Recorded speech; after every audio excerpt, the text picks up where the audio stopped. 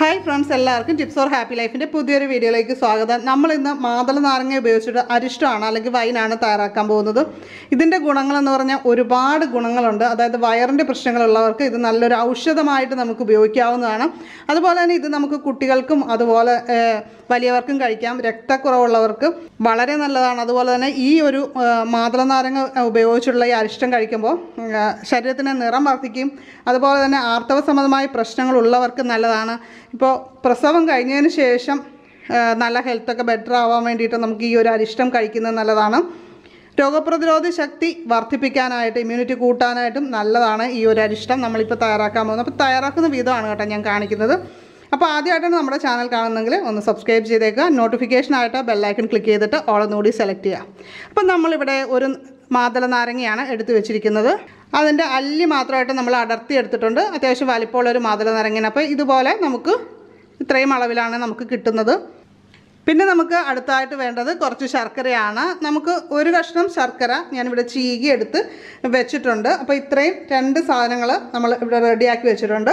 ഇനിയും കുറച്ച് സാധനങ്ങൾ വേണം. ശർക്കര നമ്മൾ എടുക്കുന്നതെന്ന് വെച്ചാൽ മാതള നാരങ്ങ എന്തോരം എടുക്കുന്നുണ്ട് അതിൻ്റെ അനുസരിച്ച് അതേ അളവിൽ തന്നെ നമുക്ക് ശർക്കര നമുക്ക് എടുക്കാവുന്നതാണ്. പ്രത്യേകിച്ച് കുട്ടികൾക്കൊക്കെ ആണെങ്കിൽ ആ ഒരു രീതിയിൽ എടുക്കാം. മുതിർന്നവർക്കാണെങ്കിൽ കുറച്ചുകൂടി കുറച്ച് ചേർക്കുന്നതിലും കുഴപ്പമില്ല കേട്ടോ.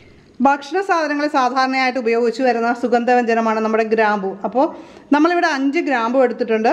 ഇതിൽ ഒരുപാട് വൈറ്റമിനുകൾ, ധാതുക്കൾ, അതുപോലെ തന്നെ നാരുകൾ ഇതൊക്കെ അടങ്ങിയിട്ടുണ്ട്. നമ്മുടെ ദഹനം നന്നായിട്ട് നടക്കാനായിട്ട് ഇത് സഹായിക്കുന്ന ഒരു കാര്യമാണ്. അതുപോലെ തന്നെ ഗ്രാമ്പു നമ്മൾ ഒരു ഒറ്റമൂലി എന്ന രീതിയിൽ പറയാനാണെങ്കിൽ സിമ്പിളായിട്ട് ഗ്രാമ്പു ഇട്ട് തിളപ്പിച്ച് വെള്ളം കുടിക്കുന്നതൊക്കെ ഗ്യാസ് ട്രബിൾ പോലുള്ള പ്രശ്നങ്ങളൊക്കെ ശമിപ്പിക്കാനായിട്ട് നല്ലതാണ്. അതുപോലെ പല്ലുവേദന അകറ്റാനായിട്ടും ഗ്രാമ്പു നല്ല രീതിയിൽ ഉപയോഗിക്കുന്നുണ്ട്. അപ്പം നമ്മളിവിടെ 5 ഗ്രാമ്പുവും അതുപോലെ തന്നെ ഒരു ഏലക്കയുമാണ് എടുത്തു വെച്ചിരിക്കുന്നത്. അപ്പം ഞാനിവിടെ എടുത്തു വെച്ചിരിക്കുന്ന ഒരു ചില്ലിൻ്റെ കുപ്പിയാണ്. സാധാരണ അരിഷ്ടമൊക്കെ ഉണ്ടാക്കുന്നത് നമുക്കറിയാം ഭരണിയിലാണ്. അപ്പോൾ ഭരണി ഉണ്ടെങ്കിൽ അങ്ങനെ ചെയ്യാം. അപ്പോൾ ഞാനിവിടെ ഒരു ചില്ലിൻ്റെ കുപ്പി കഴുകി നന്നായിട്ട് ഉണക്കി വേണം എടുക്കാനായിട്ട്. ആ കാര്യം പ്രത്യേകം ശ്രദ്ധിക്കുക. അരിഷ്ടവും അതുപോലെ തന്നെ വൈനൊക്കെ ഉണ്ടാക്കുമ്പോൾ പെട്ടെന്ന് കേട് വന്നു പോകുന്നു എന്ന് ഒരുപാട് പേര് പറയുന്നൊരു കാര്യമാണ്. അപ്പോൾ അങ്ങനെ വരാതിരിക്കാനായിട്ട് നമ്മൾ നന്നായിട്ട് വെയിലത്ത് വെച്ച് ഉണക്കിയെടുക്കുക. അതിന് ശേഷം ഉണക്കിയതിന് ശേഷമാണെങ്കിലും ഉപയോഗിക്കുന്നതിന് മുമ്പായിട്ട് നമ്മൾ ഒന്നുകൂടി നോക്കുക. വല്ല ജലാംശത്തിൻ്റെ ഇതൊക്കെ ഉണ്ടോ എന്ന് ഉണ്ടെങ്കിൽ ഒന്നുകൂടി ക്ലീനാക്കി തുടച്ചൊക്കെ എടുക്കാനായിട്ട് ശ്രദ്ധിക്കണം കേട്ടോ. അപ്പം നമുക്ക് ആദ്യം ഇടേണ്ടത് കുറച്ച് ശർക്കരയാണ്.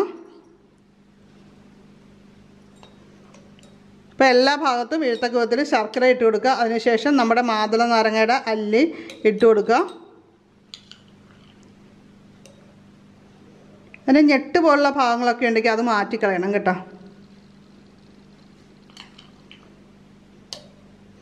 അതിനുശേഷം നമ്മൾ കുറച്ചുകൂടി ശർക്കര അതിൻ്റെ മുകളിലേക്ക് തൂക്കി കൊടുക്കുക. പിന്നെയും നമുക്ക് മാതള നാരങ്ങയുടെ അല്ലി ഇട്ട് കൊടുക്കുക. ഇത് രക്തം വർദ്ധിക്കാനായിട്ട് ഒന്നാന്തരമാണ് കേട്ടോ.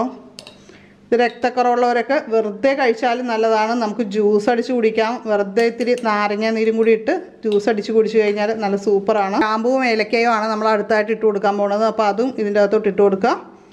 ഈ ചെറിയ അളവിലാണ് നമ്മൾ ഉണ്ടാക്കുന്നത് കേട്ടോ. ഒത്തിരി വലിയ അളവിലൊന്നും നമ്മൾ ഉണ്ടാക്കുന്നില്ല.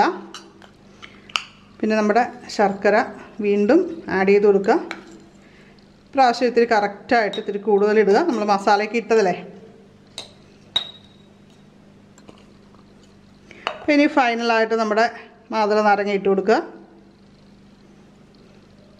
വളരെ സിമ്പിളായിട്ട് നമുക്ക് ഉണ്ടാക്കാവുന്ന ഒരു കാര്യമാണ്. മാതള നാരങ്ങ വില കുറഞ്ഞ് കിട്ടുന്ന സമയത്തൊക്കെ നമുക്കിത് ചെയ്തു വെക്കാം. കാര്യം ബ്ലഡ് കുറവ്, അതുപോലെ ഒരു പനിയൊക്കെ കഴിഞ്ഞിട്ടാണെങ്കിലും ഒരു അസ്വസ്ഥ ക്ഷീണമൊക്കെ ഉണ്ടെങ്കിൽ നമ്മൾ ഇതുപോലെ ഉണ്ടാക്കി കഴിച്ചു കഴിഞ്ഞാൽ പെട്ടെന്ന് ആ ക്ഷീണമൊക്കെ മാറും. ഇപ്പം എല്ലാവർക്കും പനിയും കാര്യങ്ങളും ഒക്കെ ഉണ്ടാകുന്നതാണല്ലേ. അപ്പോൾ പ്രത്യേകിച്ച് നമ്മുടെ രോഗപ്രതിരോധ ശേഷി വർദ്ധിപ്പിക്കുകയാണെങ്കിൽ പനി വന്നതിൻ്റെ ക്ഷീണമാണെങ്കിലും മാറിക്കിട്ടും.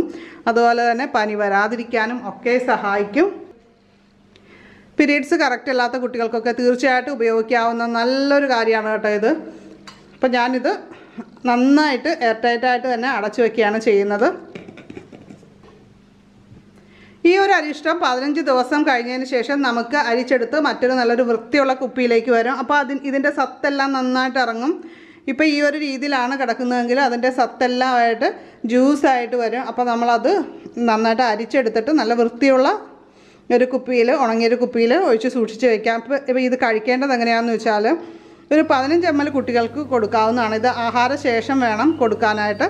മുതിർന്നവർക്കാണെങ്കിൽ നമ്മൾ 30 ml വരെ ഇത് കൊടുക്കാം. പ്രായമുള്ളവർക്കൊക്കെ ആണെങ്കിലും അവർ നല്ല ഹെൽത്തി ആയിട്ടിരിക്കാനായിട്ടൊക്കെ സഹായിക്കുന്ന ഒരു കാര്യമാണ്.